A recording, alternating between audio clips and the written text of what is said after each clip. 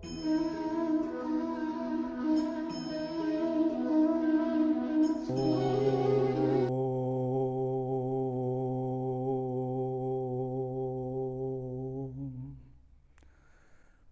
दर्शकगण, सादर नमस्ते। आज हम योग दर्शन चालीसा के 35वें सूत्र पर विचार करेंगे। सूत्र है तदेव अर्थमात्र निर्भाषम स्वरूप शून्यमेव समाधि। तत्एव, तदेव, वही, कौन?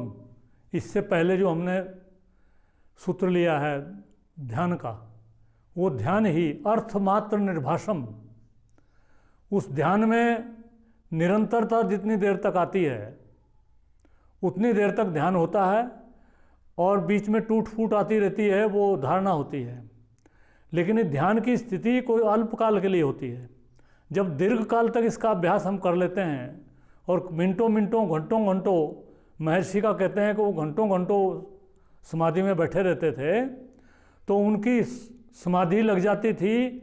ध्यान जो है तदेव अर्थमात्र निर्भाषम स्वरूप शून्यमेव समाधि। वो जो ध्यान है, तीन चीज़ें हैं, ध्याता, ध्यान और ध्येय। ध्याता तो हम हैं, हमारी आत्मा है, और ध्येय कोई हमने बना रखा है विषय का या किसी देश विशेष का। और ध्यान इस प्रक्रिया को बोलते हैं।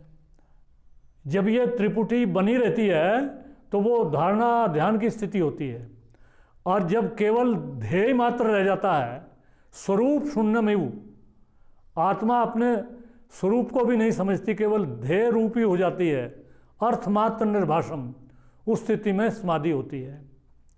और जब साधक साधना करने बैठता है और अभ्यास करता है, तो कुछ ही दिनों के अभ्यास के बाद यदि वो अच्छी तरह से ध्यान दे तो उसको अनुभूति होने लगती है। थोड़ी देर के लिए भी ये स्थिति आती है तो बहुत बड़ा आनंद मिलता है। किसी बड़े से बड़ा खजाना मिलने पर भी इतना बड़ा आनंद नहीं मिलता है। और जब कोई मिनटों और घंटों इस प्रकार का अभ्यास कर लेता है तो हम कह ही देते हैं कि वो तो सिद्ध हो गया, उसकी तो समाधि सिद्ध हो गई। और समाधि में रहने का यही अर्थ है कि अपने स्वरूप को भूल करके और केवल अर्थमात्र निर्भाषम, ये इस सूत्र को समझें। केवल हम जो चिंतन करते हैं, विषय अपने चित्त में ला रहे हैं, वो विषय रूप ही हम हो जाएं। अपना जो अपना असली स्वरूप है, स्वरूप, वो हमारे अंदर से गायब हो जाए। स्वरूप शून्यमेव, इस स्थिति को हम समाधि बोलते हैं। और ये समाधि अनेक प्रकार से लगाने का लोग अभ्यास करते हैं।